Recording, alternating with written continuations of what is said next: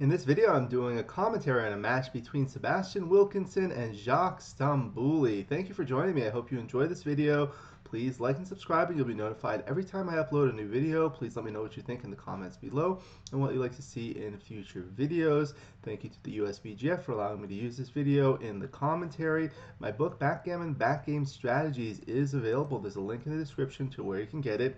And if you're interested in lessons, please contact me via email. My email address is in the description. This is from the 46th California Backgammon Championships in Los Angeles, 2023. I believe it's the second round of the Open. Sebastian Wilkinson is one of the top players from the UK and in the world, and Jacques is one of the top players in the local Los Angeles club. Sebastian is playing the white checkers at the top. Jacques is playing the black checkers at the bottom. This is a 9-point match. You see the board on the screen, the names of the players and their pip count and score above and below. The clock to the left of the board, the XG feed, is on the left, on the lower left, and my camera is on the upper left.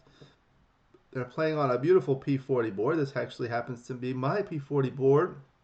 The reason why I like it is because it's really high quality, it's lightweight, really easy to see. I like those checkers. They appear well on the screen with the metal rims or the black rims. They're a little bit heavier, the checkers, but that's actually nice. So now after a little bit of development, Jacques rolls a 5-2, comes in with the 5, and splits the back checkers with the 2. XG likes bringing one down with the 2 a little bit better.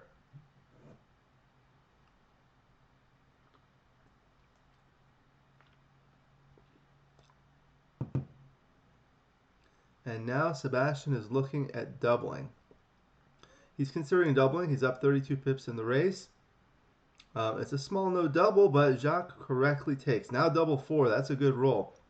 He's able to point on ahead. He's looking at it, but he's considering hitting there and the 3-point. But this one is much better. You see, he was considering 13-5 and making the 3-point, so he does the 13-5 once. All right, double 2. So he comes in with a 2, and the clear play is to just come down and hit 13-7. However, it is always very important to look at all your options, especially when you roll doubles. See what else you can do. He can do something like that, anchor and make the 11-point. But the tempo play has a lot going for it. He has a 3-point board against a 2-point board.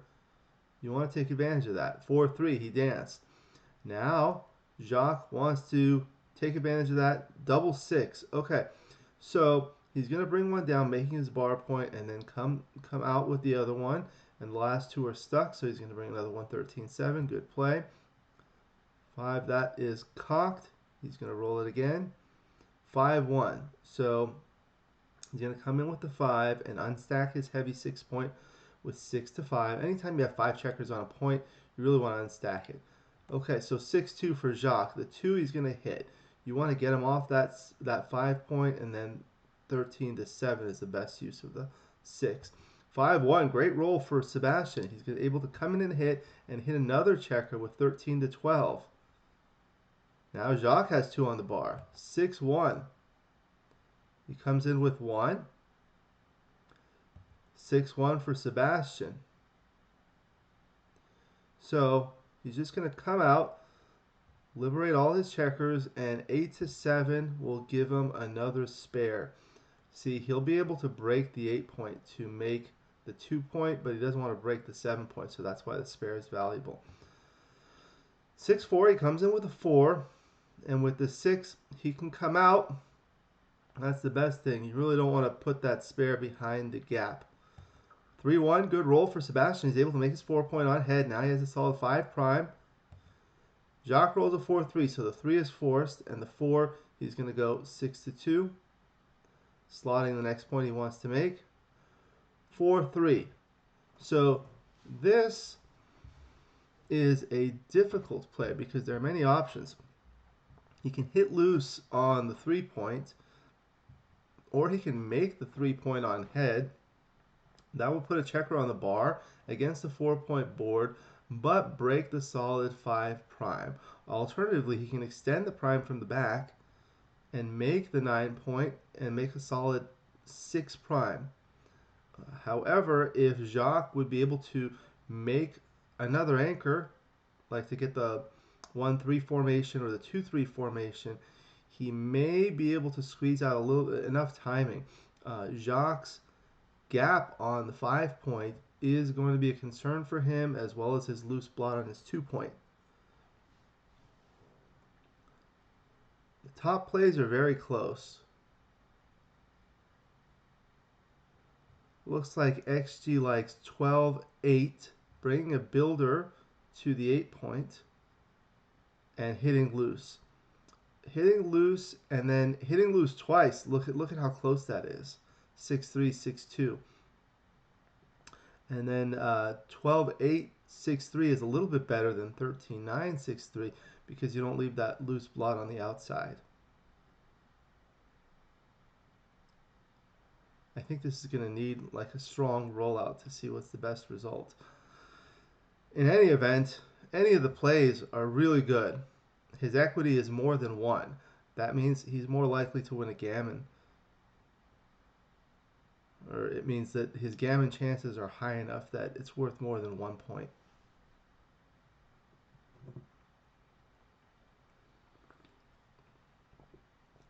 I have added the dice to the left of the board so you can see them a little bit larger. We did use the large white dice to make it more visible on the screen. And they are using a baffle box, so the dice are always going to be on the right side.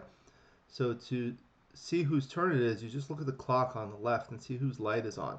Right now you can see the light at the top is on. That indicates it's Sebastian's turn, and his time is going down, and now it's Jacques' turn.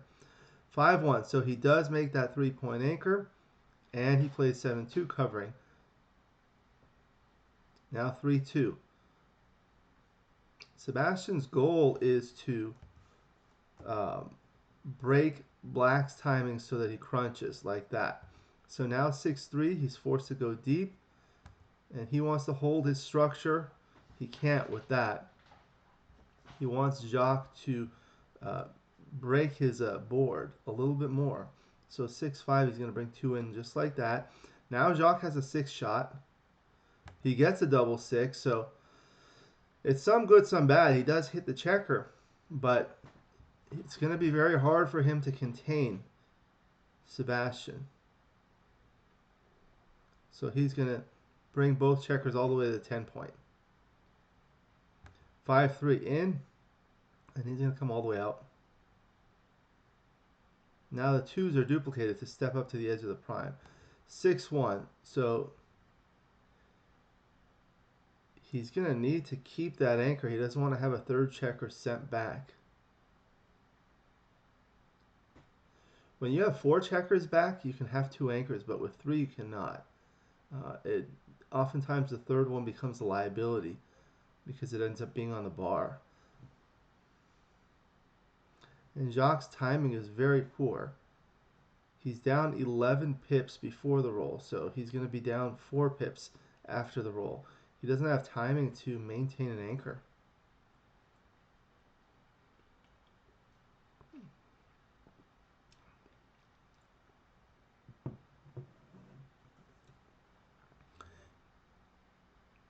Okay, so he comes to the ace point and splits his back checkers. Now with the 2-1, he's just going to complete that prime. Double 5 for Jacques, that's completely forced. Going to come to the 5-point and 2 to the ace point. Now Sebastian is looking to attack. 3-1. He's going to hit there loose, 6-2. Doesn't matter if Jacques comes in and hits because Sebastian still has that prime. 3-2, he comes in. So that's not good because he comes in and he's forced to break his 5-point. Sebastian's looking for a 5. He doesn't get it. He rolls a 4-2. He dances now. Jacques is trying to clean up something. All right, 6-1. So he can lift that blot 5-4, or he can anchor. Looks like anchoring saves a lot of gammons. and that's what XG likes, but he lifts. Sebastian dances. Now 6-1 for Jacques. Now he can anchor. That's going to save a lot of gammons. 6-5 for Sebastian. He's going to come in and play 17-12. Now he's going to want to bring his spares into the high interboard points for maximum flexibility. All right, 3-2 for Jacques. 2 off the 4-point. 2-1. I don't know that he wants to play behind quite yet. I think the idea is to try to get the spares onto the 6 and 5 point and then open up the bar point as a trap play possibly.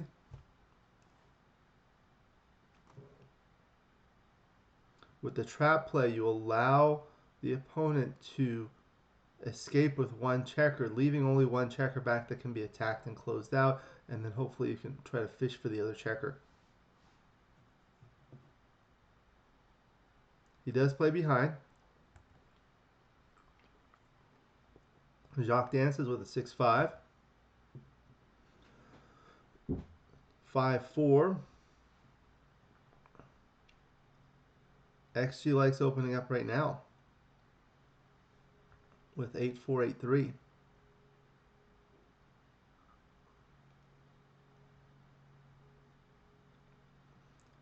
I had the pleasure of meeting Sebastian for the first time at this tournament. What a wonderful person he is. Just a very nice gentleman. The British are known for that. And Jacques I've known for a very long time, and he's one of the nicest people I've met playing backgammon.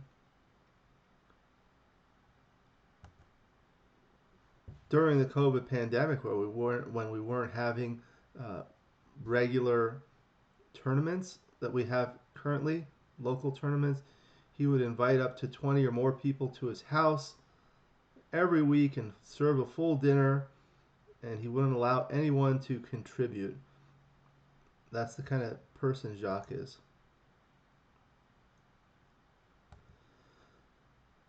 So he dances. Now Sebastian's trying to come in. The 6 is forced, and now that leaves a shot. So he can play the second one, the 3 off the 7 point, to spread out his spares. And that does leave a bad 5-1.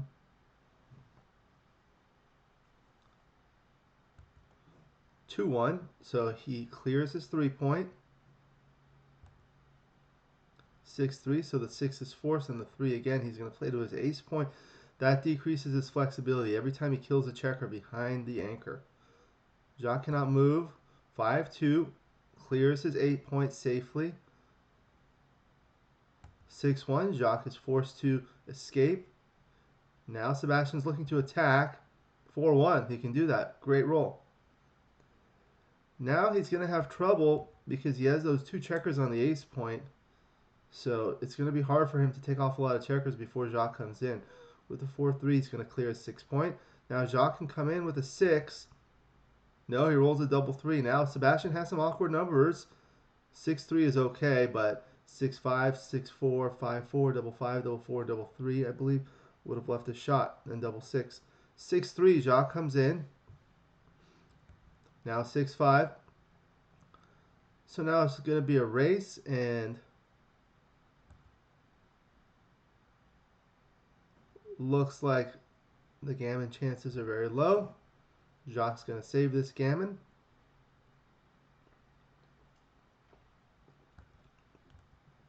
Sebastian's going to take a 2-0 lead in the first game of this 9-point match. So it's going to be 7 away, 9 away. For those that are not familiar with the away scores, that is more important than the absolute score. Here, the absolute score is 2-0 in favor of Sebastian. However, because this is a 9-point match, the goal is to get to 9 points. It doesn't matter if you get to 10 points, 11 points, 12 points, anything like that. Anything over 9 is called overage or wastage. It doesn't matter. You still win the match. So Sebastian is at 2, so he needs 7 to get to his goal of 9. So he is 7 away. Jacques, on the other hand, needs 9, so he's 9 away. Jacques splits with the 5-1, and Sebastian runs with the 6-2. Jacques slotted, so he's going to make the 5-point, make the 3-point, and split the back checkers. Now 3-1 for Sebastian. Just make that 5-point. In the early game, when you make the 5-point, especially when you're able to unstack the 6-point, that's really strong. Double 5. So that's a good roll for the race. 1. He'll probably bring one down, and maybe another one down, and then 1 to the 6-point. He doesn't like having those stacks.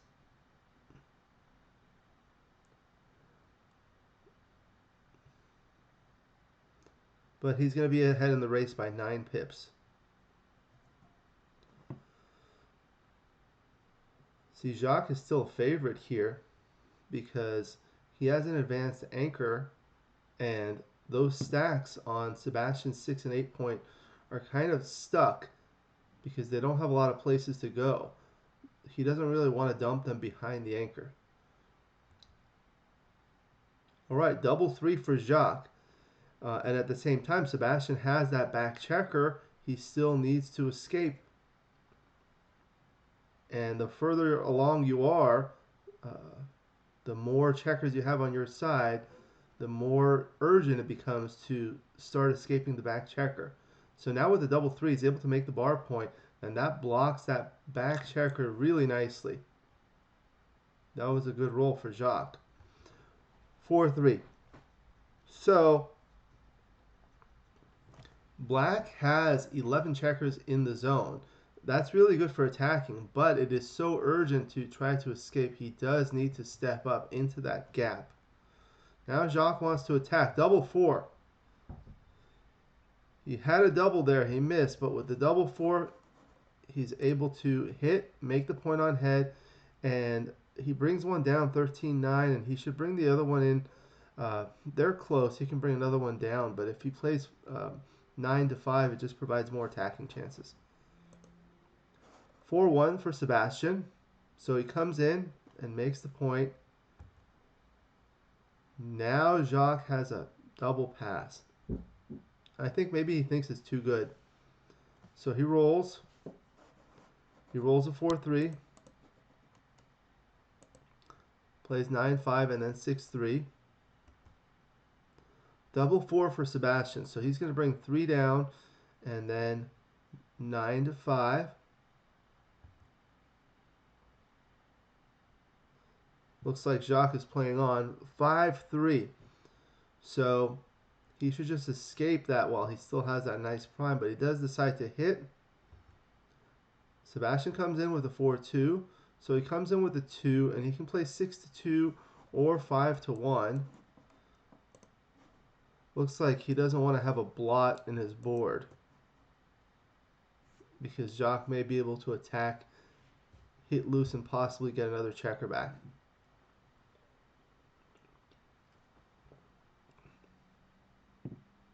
And that would increase Black's gammon wins.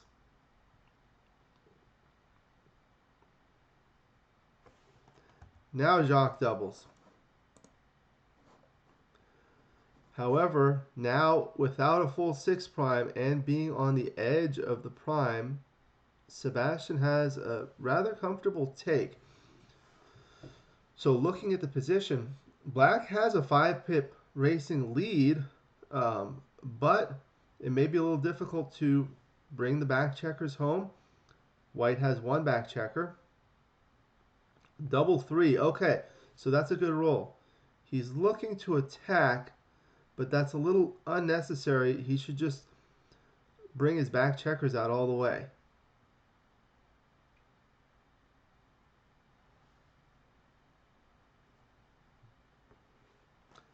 Sebastian's looking for a 2. No, he rolls a 6-3.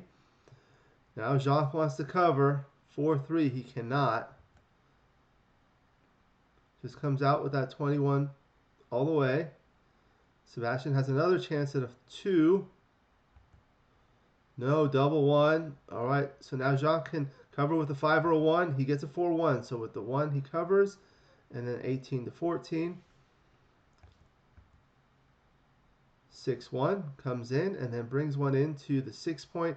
You want the spares on the high innerboard points, and then he's looking to make sure double 6 doesn't leave a shot. That's what you want to be careful of here. Double 5, so he's going to come 1 down, 2 in, and then play 6 to 1. Now he's even on the highest points, so that means he's not going to leave a shot on his next roll. 5-1, he can clear his 6 point. Close is clearing the 5 point, which wins a little bit more gammons. He comes in with a 6-4, so he's likely to save the gammon now.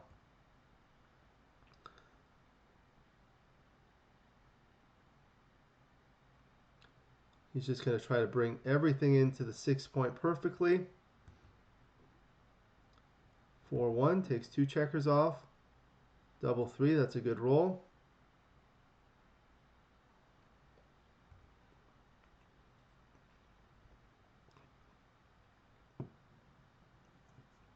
So, it looks like it's going to be tied 2-2 to 9. So 7 away, 7 away.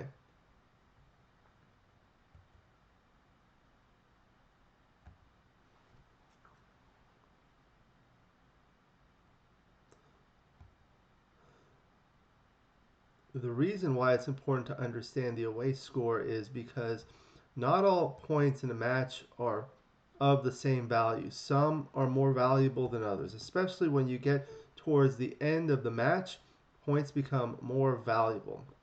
Additionally, when you're at an even away score, that's more valuable than being in an odd away score. For example, if you are at 2 away, you want to get to exactly 0 away. So if you win an undoubled gammon, a natural gammon, or if you win a single game on a 2 cube, you win the match perfectly. Perfect efficiency without any overage. Imagine you have a race going 100 yards for each person. Once one person gets to 100 yards, they win the race. They don't have to go to 110 yards, 120 yards. That's just wasted energy. That's what it's like. So 6-4 for Sebastian. He's going to make his 2 point. 2-1 for Jacques. Nothing that productive, but he can start splitting the back checkers and advancing 24 to 21.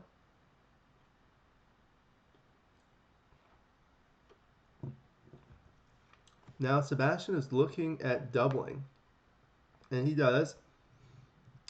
He is a favorite here, looking to attack. It's not quite a double, but it's still an easy take.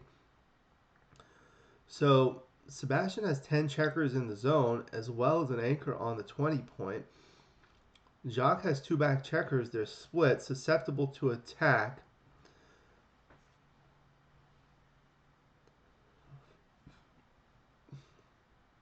But the gaps on the 5, 4, and 3 point for white leave a lot of potential for black to come in, anchor, or somehow escape one or both back checkers.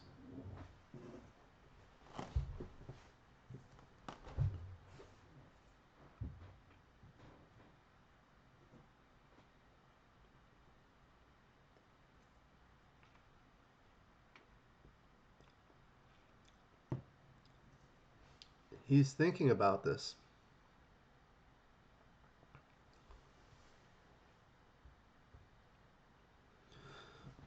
When you're thinking about these cube decisions, he does think about what's going to happen next and what's going to happen in the near future. So now 3-1, he has a choice. He can play 13-9 or he can make his 5 point. Looks like they're close, but making the 5 point is better. I believe Matt Cohn-Geyer told me one time, anytime you have the option of making the 5 point, you should definitely consider it. That's how strong the 5 point is. So now with the 3-2, he makes the anchor and plays 13-11. That's a little bit loose. Better is to play 6-4 like that. I know it's not good to dump checkers behind an anchor, but at least it slots the next point and you have 2 spares to cover it. Now, Sebastian's looking to hit with a 6. He does not. He rolls a 5-4. He just brings 2 down safely.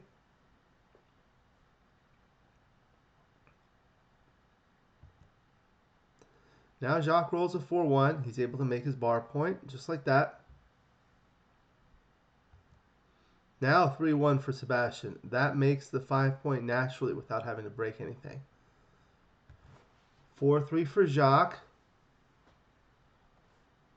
Not productive because he's starting to get primed. All he can do is probably play 13-6. That's what he does.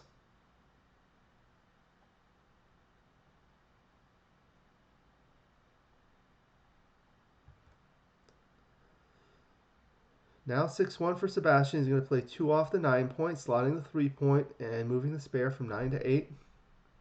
6-5 for Jacques. He can't bring both back checkers out. He can bring that out and then play 6-1, but that's really loose. That gives Sebastian a lot of attacking potential. He should just bring 2 down from the midpoint. He does lose a lot of outfield coverage, but breaking a point on his side is going to be problematic.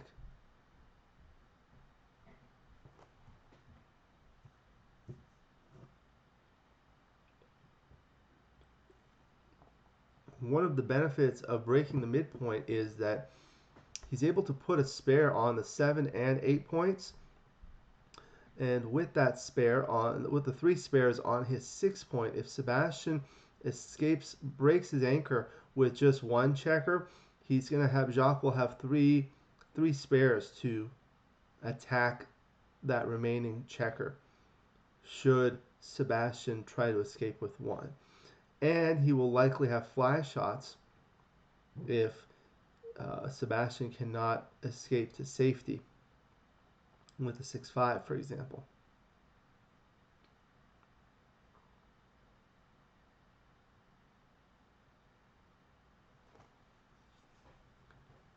He's thinking.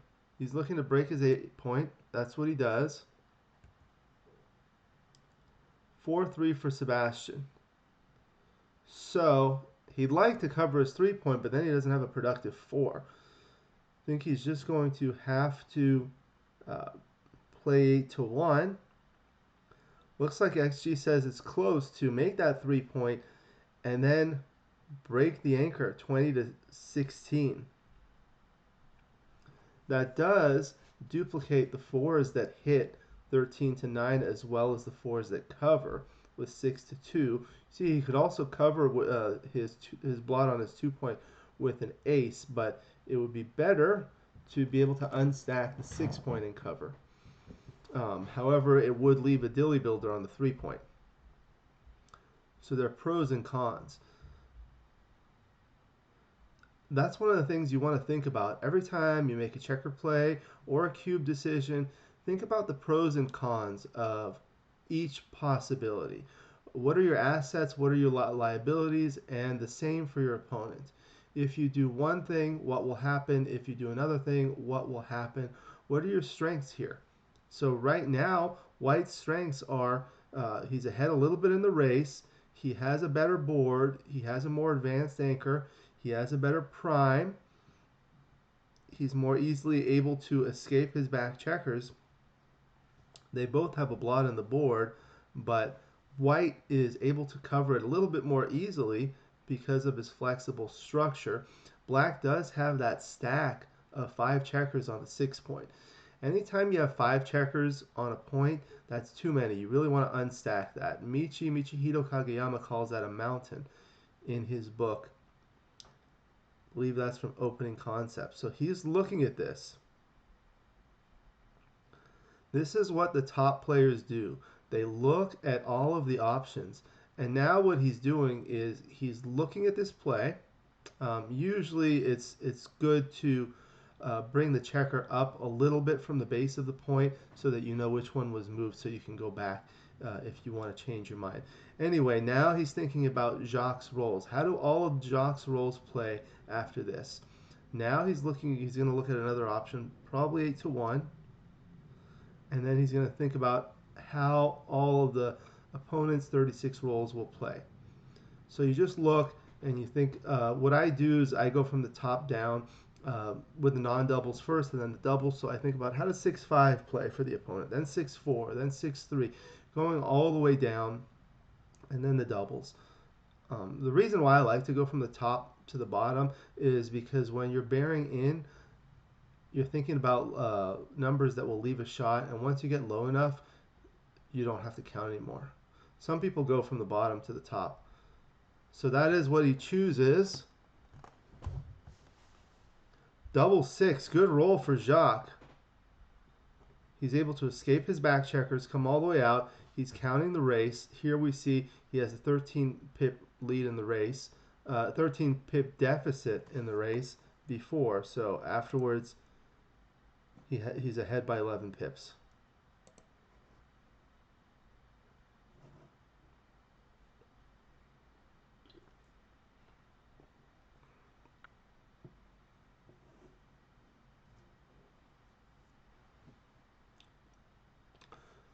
Okay, 2-1 for Sebastian.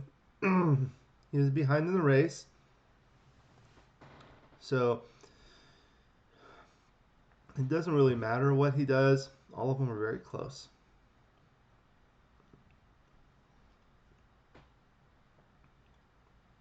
He makes his ace point and just splits, giving him a 4-point board in the event of a possible hitting exchange. 6-4, that's a good roll for Jacques.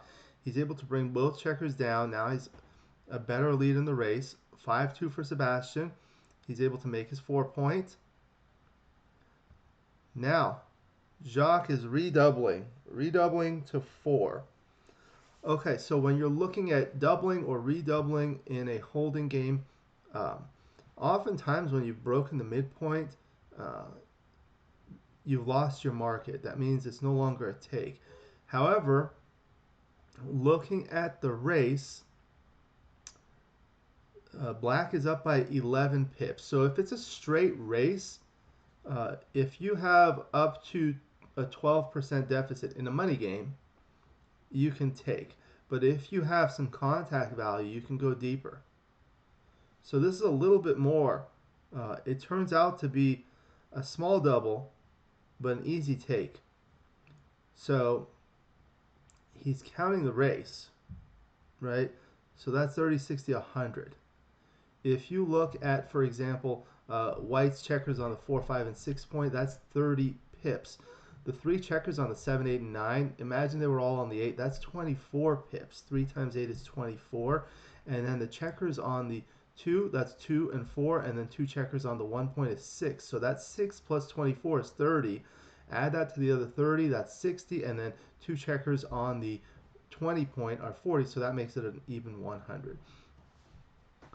I did another video on pip counting to make it easier. Now, when you have a larger cube in a match, it makes a difference. In a money game, it doesn't matter. Because now, with a 4 cube, he doesn't gain as much by redoubling to 8. Because when he redoubles to 8, and he wins 8, he's going to get 8 plus 2 is 10. So he's going to have 1 point of overage. So that's not as efficient. He doesn't have a lot of what we call recube vigorish, the amount of virtual equity you gain by owning the cube, by having exclusive access to the cube. And the other thing is, if he passes, he's going to be down 4-2. So 5 away, 7 away. That's what you want to think about. You want to think about what are your winning chances. So here he's at 25% essentially. If he passes, will he have more than 25% chance of winning the match or less than 25% chance of winning the match? These are all the calculations you do when you're playing a match. And he does decide to pass. So looking back, I'm sure he would regret that decision, but these are very difficult to find. So Jacques wins 2 points. He gets to 4. He takes a 4-2 lead. So Jacques is 5 away, Sebastian is 7 away. 5 away and 7 away are not particularly valuable scores. They are odd away. Once you get to 6 away or 8 away, in particular, 4 away and 2 away, anytime your away score is an even number, it's more valuable. In particular, when the even number is a value of the cube, such as 2 away, 4 away, and 8 away, and so forth. So on to the next game. Jacques rolls a 6-5, running his back checker. 5-3, standard reply, makes his 3-point. 3-1. So far this game has not had any difficult choices. Makes his 5-point. Now 6-2. He's going to split and down. That gives him good board coverage. He's able to unstack his midpoint. 5-3. So he can redistribute that spare.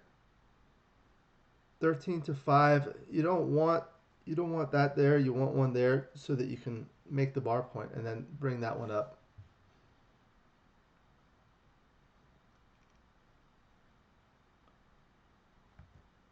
Now 5-4 for Sebastian. It's very thematic in these types of positions to hit loose from the midpoint. 13-4. Does leave a lot of return shots from the bar. Jacques looking for 4. Double 6, he dances. So now Sebastian is considering a cube. Turns out this is not a double. He rolls a 6-1. He's able to cover. Now Jacques wants to come in. 6-1, that's a good roll. He comes in and hits on his bar point. Now Sebastian has good 6s from the bar. He rolls a 5-1. He comes in with the 1. That's forced. And with the 5, he's going to hit loose on the ace point. That's a tempo play. That makes it harder for Jacques to cover his blot on his bar point. 4-2, just like that. He's forced to come in with the 2. And now probably have to play 13-9.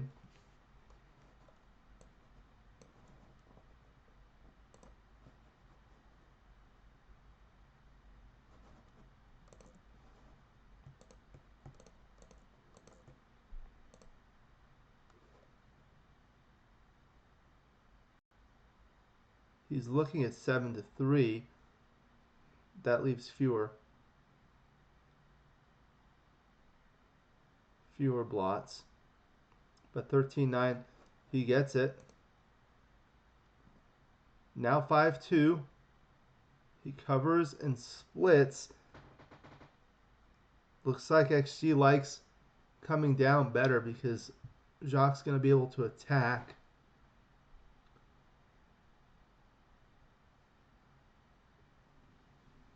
You see, one of the things you see is after this, he's going to lose more gammons and win fewer gammons, although he wins more games.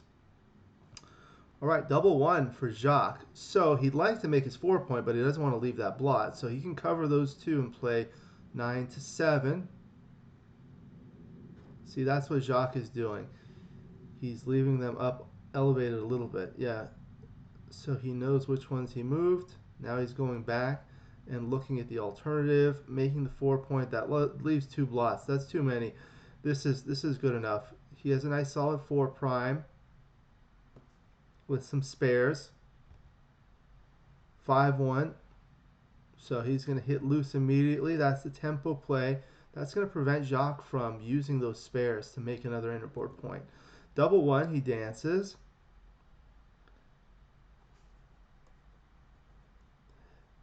Now Sebastian is looking at doubling.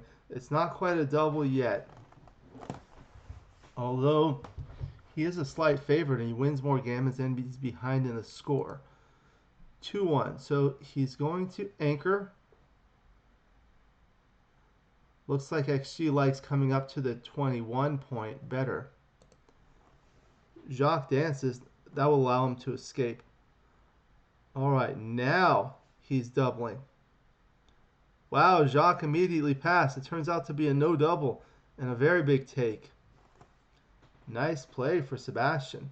Sometimes you make a blunder like that by doubling when it's a big no double, but you gain a lot because your opponent makes a bigger blunder by passing. Just like that. So next game, now it's 4-3 in favor of Jacques. 5 away, 6 away. Sebastian has a 6-4 to play. He's going to come out, make that 18-point anchor, and bring another checker down. Now double 2. This is an interesting choice. So whenever you roll doubles, look, especially with the small doubles, like double 2s and double 1s, there are a lot of options. One option is to hit. That does have the advantage of sending a third checker back when you do have a stronger board. That is a good play too to consider because it does make that advanced anchor. When your opponent has an advanced anchor, it becomes more urgent for you to have an advanced anchor. This is another play, making the 4-point and advancing.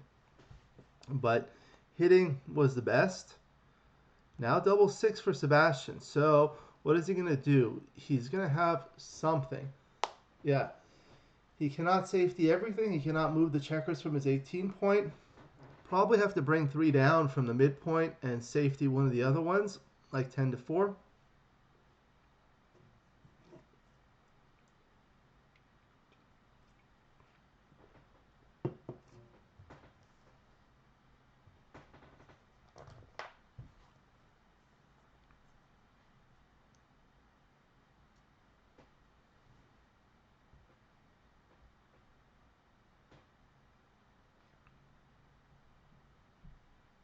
And that's what he does. 5-4. So he's going to hit, and with the 5, he can play 13-8, bring a spare out, but he doesn't want to leave that blot there. He can bring both checkers out. That's what Michi calls the double falcon play. 2 checkers out. Although white lacks the midpoint, not a lot of return shots like this, only double 4s and double 5s. It may not even be correct to hit with those. So 6-1 from the bar. He's forced to come in with the 1, and the race is close enough that he can just go up to the 18-point. Now 4-1 for Jacques. So with that, he can make his 12-point. Now that Sebastian has abandoned his midpoint.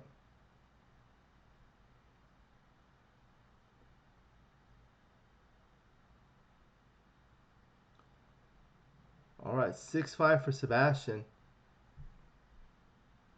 He makes his 2-point. Now 3-2 for Jacques. He just plays 15-12 with 6-4.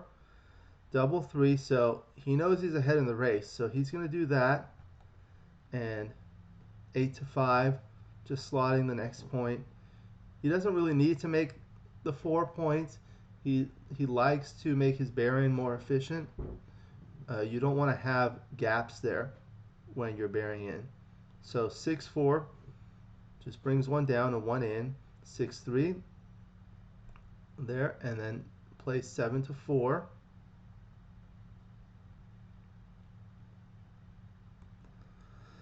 6-3 for Jacques. Comes in.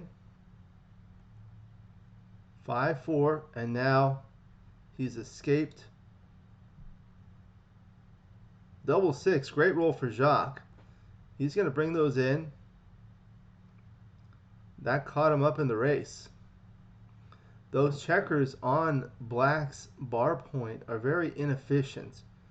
You see, anytime he rolls a big number, they're going to have to go deep. When you're bearing in, ideally you want to bear into the higher points. If you read Backgammon Bootcamp by Walter Trice, you'll see the most efficient bear off position is when you have the most checkers on the 6-point, then the 5, then the 4. If you have any sort of right triangle, it's efficient. When you start dumping checkers deep like this, it becomes inefficient and it slows down the bear off.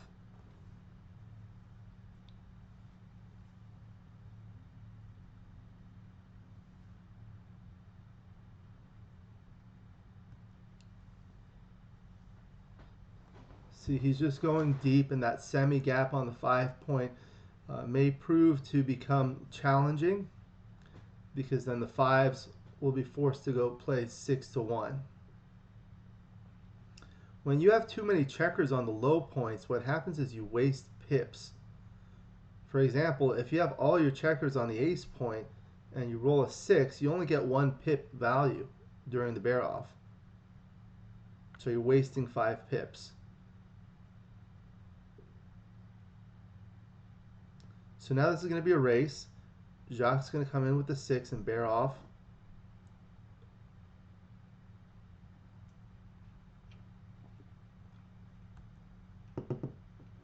Four, 2 bears off 2 checkers. 4-1, and now he's going to fill in that semi-gap on the 5-point with 6-5.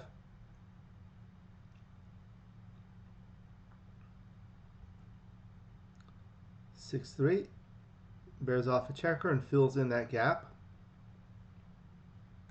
6-2, good roll for Jacques.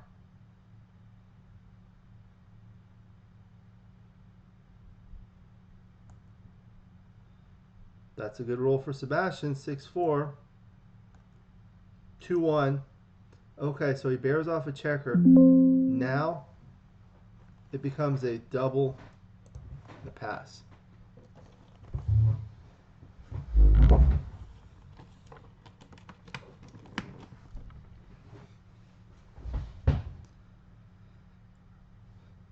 So he has 6 checkers off versus 4 checkers off, and he's ahead 11 pips in the race. This becomes a big pass.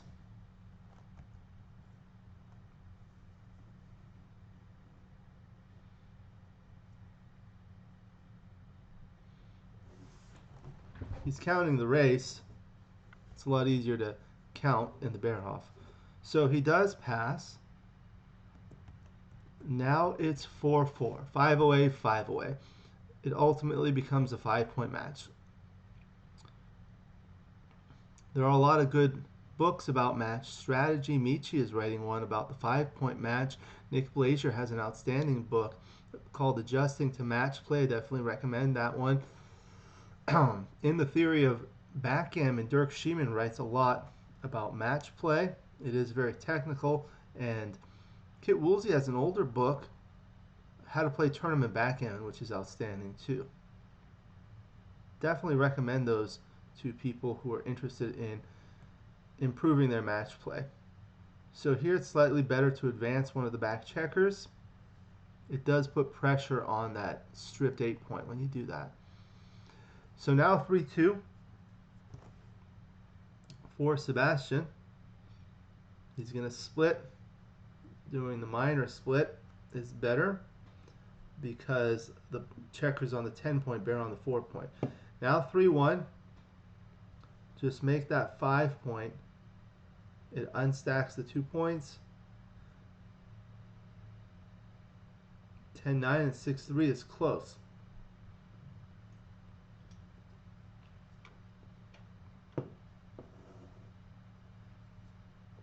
He's looking at 10-9 and advancing.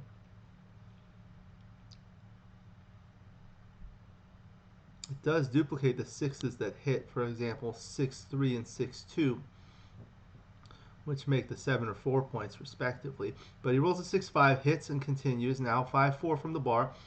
Comes in. Should have hit there for tempo. Now Sebastian is looking at doubling. Looks like it's not a double, but he has so many checkers in the zone there, 10 checkers to attack, so he can hit with even numbers, 6s, 4s, and 2s. And he only has 1 back checker left, and Jacques has 3 back checkers. So Sebastian's going to be able to attack or prime by making the bar point.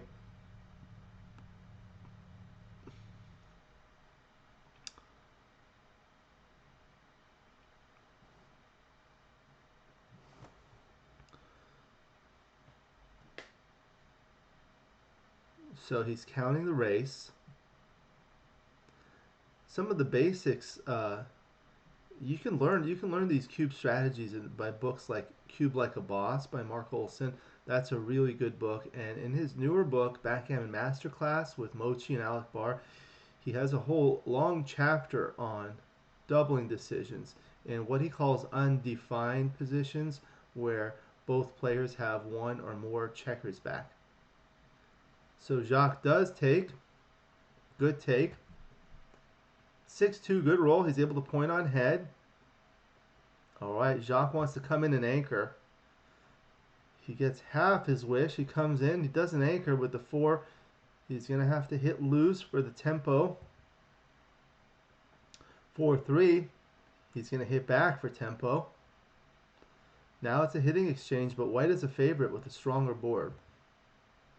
4-3, good roll. Comes in and hits. 4 is not particularly good. He doesn't want to break his midpoint. He can't cover the blot, but he can hit another checker. This is the double tempo play, the double tiger. Putting 2 checkers on the bar. Sebastian rolls a 6-2. That was really good for Jacques. Double 6. Okay, so what are the things that he can do with this double 6? He can cover his 4 point, but then he'll have 1 left, and that'll be odd. Better is just to point on head with 8-2 twice and then make his ace point. See, when he does 3 there, what is he going to do with the 4th one? He can't move. Well, he can move his back checker 24-18, but that just leaves so many blots. So go back, makes the 2 point, and then what is he going to do with the other 2? There, now he makes a 4-point board with 2 checkers on the bar. That's a really strong position. He finds it. Good play. 6-3 comes in with 1. Double 4. Okay, so this is a good roll. So 1-2, that's the easy part. And then you should just bring 2 down to bring more covers for his 4 point. Yeah, that doesn't give the extra cover. 2-1, he dances. Now Jacques trying to win a gammon. 2-1, so he's able to point on head there. Make that 3-point, put a 3rd checker on the bar. He's winning a lot of gammons and a few backgammons that would win him the match. 6-1, he dances. That's a 4-2. He's going to go all the way. Good. Try to escape the back checker as well. Sebastian's still on the bar. He dances with a double 3. 5-4. He's going to want to bring another checker into the zone like that. That gives him a 6-2 to make his point. Double 1. He dances again. 6-1. So he's not able to move the checkers from the anchor. He has to play that for the 6. And I think he's just going to want to lift. He doesn't really need to leave that blot there. Although if he plays 6-5, that'll give him 20 numbers to make that point next. But not enough in this position.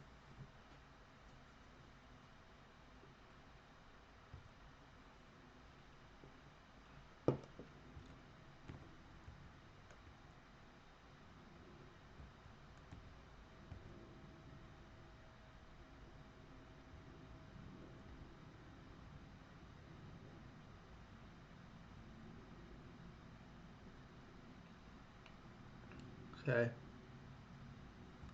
Looks like this may have been transcribed incorrectly. So 5-2.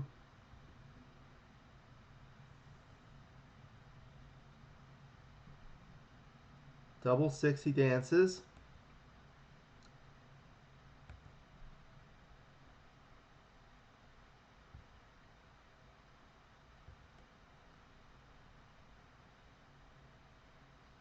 Double 4. Now 6-2, he dances. 2-1, he's able to make that point.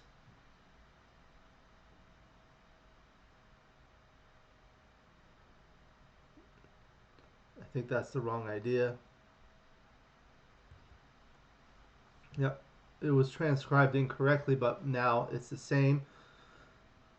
So now 4-1, he bears off a checker. He's winning a lot of gammons here. 4-2, he's just going to clear.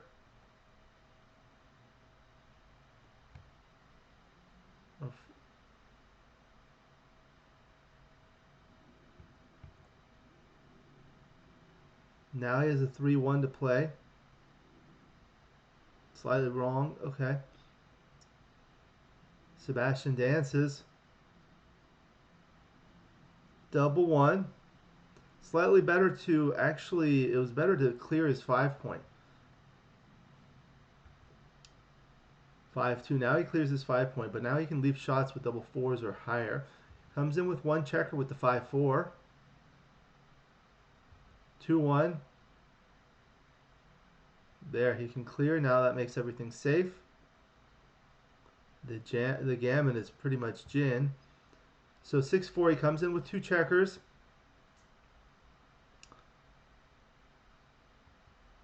And he concedes the gammon. So now Jacques is leading 8-4, 1 away, 5 away Crawford. So for those that are not familiar with match play, we have the Crawford rule, which states that when one player is 1 point away from winning the match, like Jacques is here, he has 9 points to a match. He has 8 points to a match to 9. He's 1 point away. The doubling cube may not be used for 1 game. After that game, the trailer may double at his first opportunity. So that gives the leader a little bit of a cushion. Jacques opens with a 4-2, makes his 4-point. Now 6-2, he splits.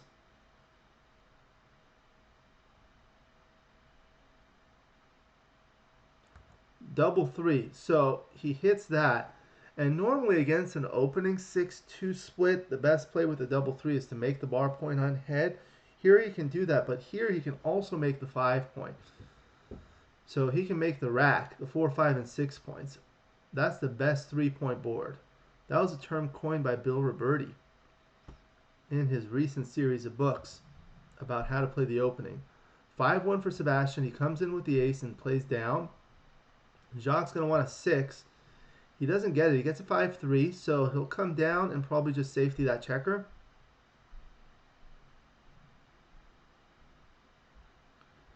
(6-2), not a good roll. He doesn't want to, but he'll have to split the back checkers. When you're at the Crawford score like this as the trailer, if you lose a gammon, it doesn't matter. So you can afford to play more boldly and more aggressive. 4-3. So he can just hit loose on the ace point, and that disconnects the back checkers. That helps a lot. Alternatively, he can play 8-5 like this, and then he'd split. But that gives a lot of numbers for Sebastian to make his bar point or point on head or hit loose somehow. 6-4. So not good. He doesn't want to make the 2-point because that leaves all those blots. Making the anchor is pretty much forced, and then he plays 8-2, which was close. 8-4, which was close to 6-2. Now 6-2 for Jacques. He's able to make his 18-point anchor.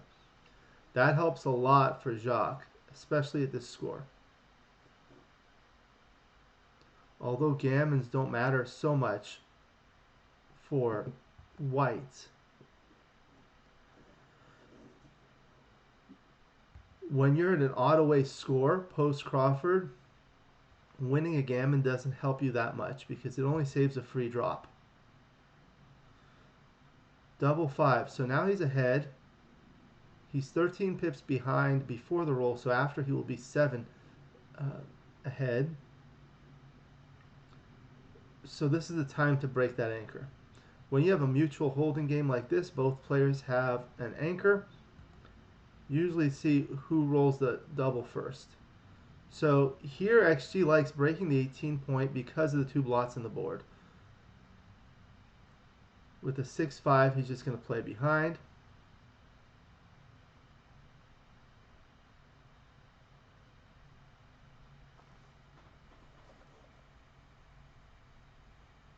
Jacques is looking. I think maybe he's Forgot that it's the Crawford game, so he cannot double.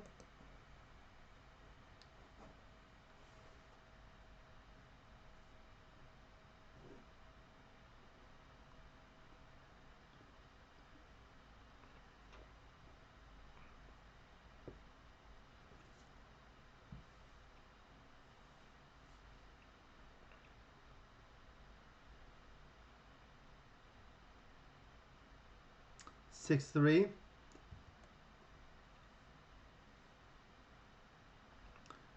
So he can't escape. Again, they are playing with the baffle box. That just moves things along much faster, fewer cocked dice. However, what that means is when you're watching, the dice are always going to be on the right side of the board, in this case because the baffle box is on that side. To tell whose roll it is, you just look at the clock and see whose light is on. Right now, Jacques' light is on at the bottom, and his clock is running. All right, so he does run 5-3. Just going to play 2 off the 8 point.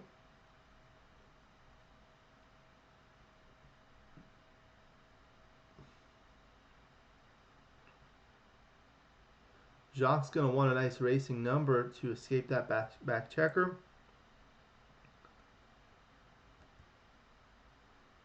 He does get it with a 6-5. So now this is going to be a race. We'll see who wins. If Jacques wins this game, he wins the match. Sebastian desperately needs large numbers to win. 5-3. So again, with these, you want to have that right triangle, sort of like that, like both players are trying to do. Sebastian's going to need to win this game just to stay in the match.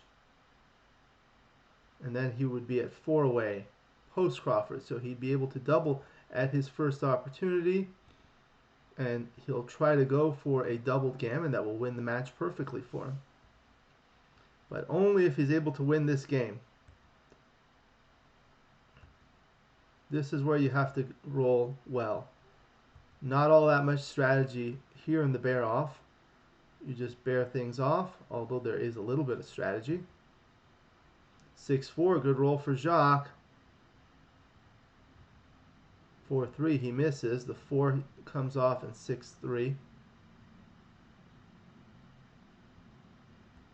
5-4, good roll for Jacques.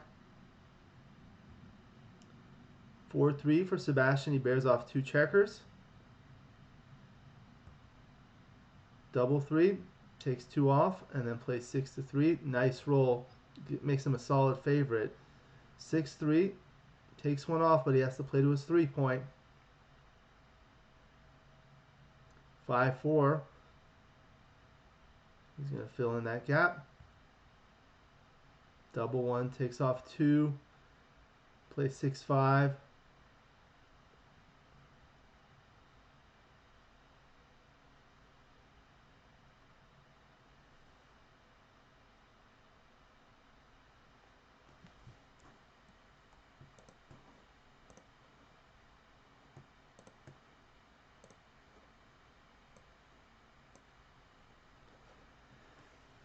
So Sebastian has 6 checkers left and Jacques has 6 checkers left.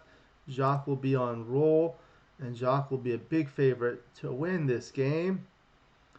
Looks like he's going to cruise home unless Sebastian rolls something really big.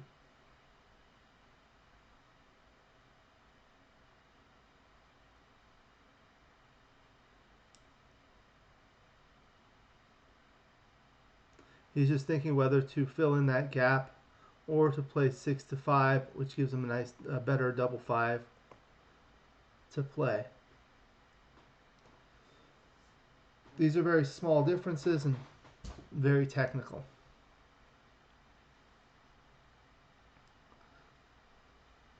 But this is how the best players in the world play. They don't want to make even a very small mistake.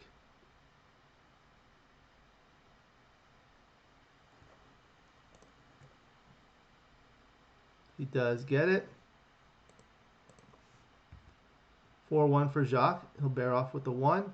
Anytime you roll a 5, 1, or a 6, and you can bear one off directly with that, you should do that in the bear off. So he bears one off with the 5. Now 5-3, bears off 2 checkers.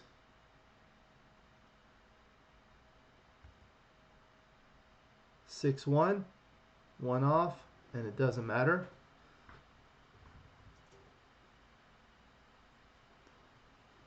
Five to 4 is best. That way it works if he gets another shot. You can roll double 4, which would help.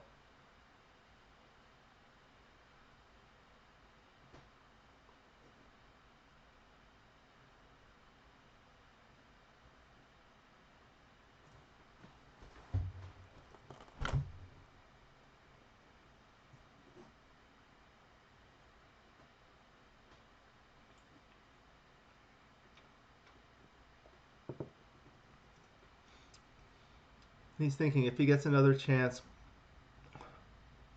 what play would get him a better chance of bearing off? Yeah, that'll give him double 4. Double 3, that's gin. Jacques wins the match. Congratulations to Jacques. He wins and moves on. Thank you for joining me. I hope you enjoyed this video. Please like and subscribe and you'll be notified every time I upload a new video. Please let me know what you think in the comments below and what you'd like to see in future videos so I can work on that.